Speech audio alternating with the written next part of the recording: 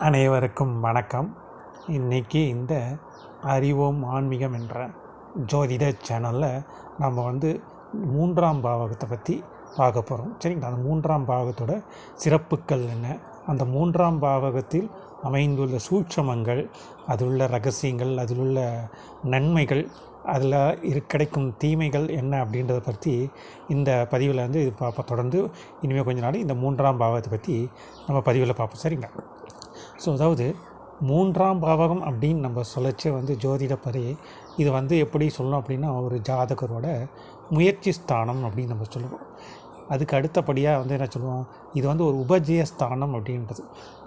அதாவது உபஜயஸ்தானம் அப்படின்னு நம்ம சொல்லச்சே ஒரு ஜாதகரோட அவங்களுடைய 1ஆம் பாவ லக்னமோ இல்லை 5ஆம் இடமோ இல்லை ராசிநாதனோ பாதிக்கப்பட்டு இருக்கிறதுல அப்போது அவருடைய நன்மைகள் தீமைகள், அவர் எப்படிப்பட்ட பலன்கள் கிடைக்கும் அப்படின்றத வச்சு நம்ம பார்க்கணும். அப்படின்னா இந்த 3ஆம் இடத்தை தான் பார்த்துறோம். ஸோ அந்த 3ஆம் பாவத்தை வச்சு நம்ம பார்த்தோன்னா அவருடைய வாழ்க்கை நலத்தை எப்படின்னு நம்ம கிளியராக நம்ம சொல்லிடலாம். ஸோ அப்படிப்பட்டது தான் இந்த 3ஆம் பாவகம்.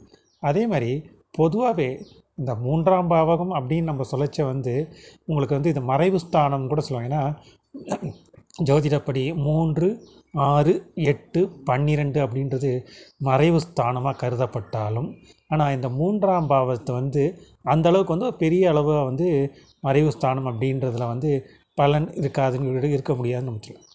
ஆனால் இந்த 3ஆம் பாவகத்தை வச்சு ஒரு ஜாதகரோட ஃபுல் ஹிஸ்ட்ரியை நம்ம சொல்லிடலாம். அதாவது இப்போ இந்த 3ஆம் பாவத்துக்கு 3ஆம் இடம் அப்படின்னு நம்ம பார்த்தோம் அப்படின்னா அது 5ஆம் இடத்தை குறிக்கும். ஸோ அப்போ 5ஆம் இடத்தை அது குறிக்கும் பொழுது அப்போது இந்த ஜாதகரோட இந்த நபரோட பூர்வீகம் எப்படி, புத்திர பாகியம் எப்படி, படிப்பு, விளையாட்டுத்துறை இதெல்லாம் எப்படி, ஸோ இதெல்லாம் பற்றி குலதெய்வம் இதெல்லாம் இவர் எப்படின்றதையும் இந்த 3ஆம் பாவத்தை வச்சு நம்ம சொல்லலாம். அடுத்தது இந்த 3ஆம் பாவத்தை வச்சு 6ஆம் இடம் அப்படின்னு நம்ம சொன்னோன்னு வச்சுக்கோங்களேன். ஸோ இது பார்த்தோம் அப்படின்னா உங்களுக்கு 6ஆம் இடம் அப்படின்னு நம்ம சொல்லிச்ச கரெக்டாக இவரோட 7ஆம் இடத்தை குறிக்கும். ஸோ களத்திரம். ஸோ அப்படி களத்திரம் அப்படின்னு நம்ம குறிக்கச்ச இவரோட உங்களுக்கு என்ன சொல்கிறது, அதாவது இந்த ஜாதகரோட வாழ்க்கை துணை எப்படி அப்படின்றத பற்றியும் நம்ம இதில் தெரிஞ்சுக்கலாம் கூட நம்ம சொல்லலாம். அதே மாதிரி இந்த 3ஆம் பாவகத்துக்கு பார்த்தீங்கன்னா 7ஆம் இடம் நீங்கள் எடுத்தீங்க அப்படின்னா கரெக்டாக இது பாக்யஸ்தானம் 9ஆம் இடத்தை குறிக்கும். அப்போது இந்த ஜாதகரோட கிடைக்கக்கூடிய பாக்கியங்கள்லாம் என்ன, எப்படி இருக்கும், எப்படிப்பட்ட நன்மைகள் இவர் கிடைக்கும், தந்தை வழியால் இவ்வளோ அனுகூலம் உண்டா, இல்லை தந்தை வழி உறவுகளில் ஏதாவது நன்மைகள் இருக்கா அப்படின்றத பற்றியெல்லாம் கூட இந்த 3ஆம் பாவத்தை வச்சு நம்ம சொல்லலாம். அடுத்தது இந்த 3ஆம் பாவத்தை வச்சுன்னா இந்த ஜாதகருக்கு அது ஜாதகரோட இடம் லக்னம் சொல்லுவோம். அது ஒரு 11ஆம் இடம், அப்போ லாபஸ்தானம். அப்போது இந்த ஜாதகருக்கு இந்த 3ஆம் இடத்தை வச்சு இவருக்கு லாபம் கிடைக்குமா, அதாவது தொழில் ஏதாவது செய்கிறா அதில் எப்படிப்பட்ட லாபங்கள் இவர் லாபம் அடைவாரா, இல்லை இவர் எடுக்கும் முயற்சிகளில் வெற்றியே கிடைக்குமா, இல்லை இவர்களுடைய இது இந்த 3ஆம் பாவம் அப்படின்னு நம்ம சொல்லச்ச பொருளாதாரத்தில் எப்படி இருப்பா அப்படின்றத நம்ம சொல்லலாம். அதேமாதிரி இந்த 3ஆம் பாவகம் அப்படின்னு நம்ம சொல்லச்ச இது பிரயாணங்களை குறிக்கும். இவர் தொலைதூரம் போயிட்டே இருப்பாரா, இல்லை கொஞ்சம் குறுகிய பக்கத்துலேயே போவாரா, இல்லை ஒரே இடத்துல செஞ்சு அப்பப்போ போயிட்டு வந்திருப்பாரா அப்படின்றத பற்றியும் இந்த 3ஆம் இடத்தை வச்சு நம்ம கண்டுபிடிச்சிடலாம். அடுத்தது இந்த 3ஆம் பாவகம் அப்படின்னு நம்ம சொல்லச்ச ஒருத்தரோட இது ஆயுளை பற்றி நம்ம இந்த 3ஆம் பாவத்தை வச்சு சொல்லலாம். எப்படி அப்படின்னு நம்ம சொன்னோன்னா, இந்த 8ஆம் பாவகம் அப்படின்னு இருக்கு இல்லைங்களா.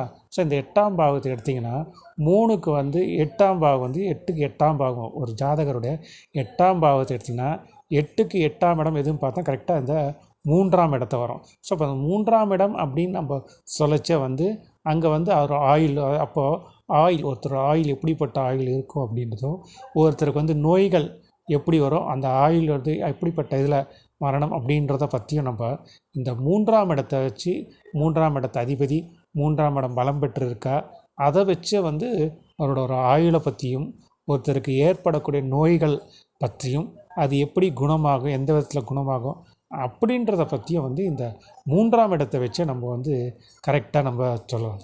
அடுத்தது இந்த 3ஆம் இடம் அப்படின்னு நம்ம சொல்லச்சே வந்து இது வந்து பெண்களுக்கு வந்து பார்த்தா ஒரு மாங்கல்ய ஸ்தானத்து ஒரு பெண் திருமணமான பெண் வந்து சுமங்கலி தீர்க்க சுமங்கலியாக இருப்பாளா, இல்லை வந்து பாதியிலே இதுவாகிடுமா, அல்ல வந்து அவங்களுடைய இது எப்படி இருக்கும், மாங்கல்ய பலம் எப்படி இருக்குது அப்படின்றத வச்சு கண்டுபிடிக்கிறதுக்கு வந்து இந்த 3ஆம் இடத்தை வச்சே நம்ம சொல்லலாம். ஸோ அந்த 3ஆம் இடத்துக்கு அத்தகைய வலிமை உண்டு அப்படின்னு நம்ம சொல்லலாம். அதுதான் நம்ம சொன்னால் தான் லக்னத்துக்கு அடுத்தபடியாக அந்த 3ஆம் இடத்தை வச்சு ஒருத்தர் பலன் சொல்லணும் அப்படின்னா, லக்னமே கெட்டு போச்சு, தசாபுத்தியில் காலம் சரியில்லை, அதுக்கு அடுத்தது ராசிநாதனும் கெட்டு போச்சு அப்படின்ற பட்சத்தில் இந்த 3ஆம் இடத்தை வச்சு பாவம் வச்சு நம்ம பலன் சொல்லச்சு அற்புதமாக வந்து ஒரு ஜாதகரோட நிலைப்பாட்டை வந்து எடுத்து சொரிக்கலாம்னா. ஸோ அத்தகைய வலிமை மிக்கது தான் இந்த 3ஆம் பாவகம் அப்படின்னு நம்ம சொல்லலாம். அடுத்தது இந்த 3ஆம் இடம் அப்படின்னு நம்ம சொல்லச்சு வந்து இது வந்து என்ன சொல்லுவோம், சகோதரர்களை குறிக்கும். ஸோ இந்த சகோதரர்களோட ஒற்றுமை எப்படி இருக்கும், இவர் வந்து சகோதரர்களுக்கு எத்தனை சகோதரர்கள் இருப்பாங்க, அவருடைய நிலைப்பாடுகள் என்ன, அவர்களுக்கு ஏற்படக்கூடிய நன்மை தீமைகள் எல்லாம் என்ன அப்படின்றத பற்றி கூட இந்த 3ஆம் இடத்தை வச்சு நம்ம வந்து பக்காவாக நம்ம சொல்லிடலாங்க. அதே அப்படி திறமை வலிமை வந்து இந்த 3ஆம் பாவகத்துக்கு இருக்குதுன்னு நம்ம சொல்லலாம். அடுத்தது இந்த 3ஆம் பாவகம் அப்படின்னு ஒருத்தருடைய பாக்கியத்தை பற்றியும் நம்ம சொல்லலாம்னு சொன்னேன்.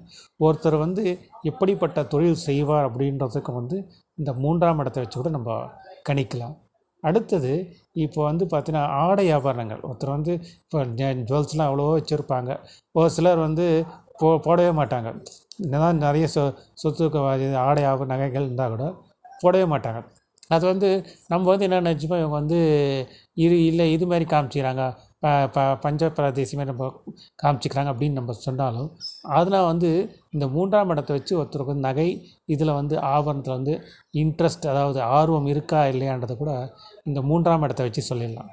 ஸோ அப்படிப்பட்ட ஒரு நகைகள் அணிகலங்கள் அணிவாரா, இல்லை ஒரு நம்மளே ஒரு சிலர் பார்ப்பலாம் இப்போ வெளிக்கு அதாவது உள்ளுக்குள்ளே ஒன்றும் இல்லைனா வெளிக்கு வந்து ஒரு புடவை சுபாகாரி மாதிரி நிறைய நகைகள்லாம் போட்டு எல்லாம் இது பண்ணி பண்ணுவோம். கடைசியில் பார்த்தா அது சமயத்தில் வந்து அது கவரிங்காக இருக்கிறதுக்கு வாய்ப்புகள் இருக்குது, சரிங்களா. இருந்தாலும் அவங்க வந்து ஒரு சமூகத்தில் வந்து ஒரு தனக்கும் ஒரு அந்தஸ்து வேணும் அப்படின்ற இதில் வந்து அவங்களுடைய எண்ணம் இருக்குது இல்லையா.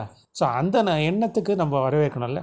ஸோ அதனால் அதே ஒருத்தர்கிட்ட என்ன தான் நகை இருக்கும், நகை நிறைய சேர்த்து வச்சுருவாங்க, ஆனால் அவர் வந்து நகையை வெளியே போட்டுன்னு வர மாட்டார். ஸோ அந்த மாதிரி அமைப்பு எப்படி, அந்த மாதிரி அமைப்பு கத்தியை கண்டுபிடிக்கணும் கூட இந்த 3ஆம் இடத்தை வச்சே நம்ம சொல்லலாங்க. ஸோ அப்படிப்பட்ட திறமை இருக்குது.